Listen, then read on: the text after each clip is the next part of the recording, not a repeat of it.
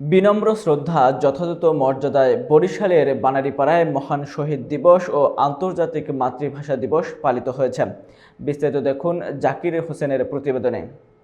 অমর একুশে ও আন্তর্জাতিক মাতৃভাষা দিবসের প্রথম প্রহরে রাত 12:01 বানারীপাড়া উপজেলা বেলতলা চত্বরের শহীদ মিনারে জাতির শ্রেষ্ঠ সন্তান ভাষা শহীদদের প্রতি ফুল দিয়ে শ্রদ্ধা নিবেদন করেছেন বানারীপাড়া উজিরপুর বিএনপির একমাত্র প্রতিনিধি এস শরফুদ্দিন আহমেদ সান্টু। উপজেলার প্রশাসন, উপজেলা বিএনপি ও তার অঙ্গ সংগঠন, যুবদল, প্রেস ক্লাব ও রিপোর্টার্স ইউনিট, ছাত্রদল, শ্রমিক দল ও স্বেচ্ছাসেবক দল, বিভিন্ন সরকারি প্রতিষ্ঠান, উপজেলা স্বাস্থ্য কমপ্লেক্স, বানারীপাড়া সরকারি হাই স্কুল, রেড সান প্রি ক্যাডেট স্কুল, বালিকা মাধ্যমিক বিদ্যালয় ও কলেজ সহ বিভিন্ন এনজিওর পক্ষ থেকেও শহীদ মিনারে পুষ্পমাল্য অর্পণ করা হয়।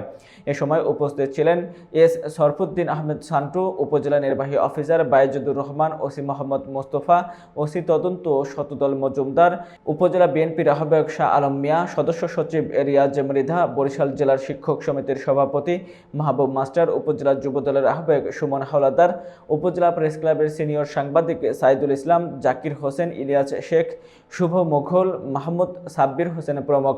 সকাল 9:30 ঘটিকায় উপজেলা চত্বরে উপজেলা নির্বাহী কর্মকর্তা বায়েজুদুর রহমানের সভাপতিত্বে এবং একাডেমিক সুপারভাইজার জয়শ্রী কর এর সঞ্চালনায় এক আলোচনা সভা, সাংস্কৃতিক অনুষ্ঠান এবং পুরস্কার বিতরণী অনুষ্ঠান অনুষ্ঠিত হয়।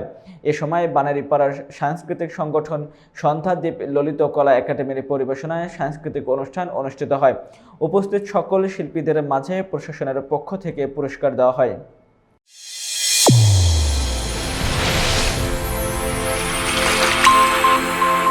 চ্যানেল A1 হৃদয়ের স্পন্দন।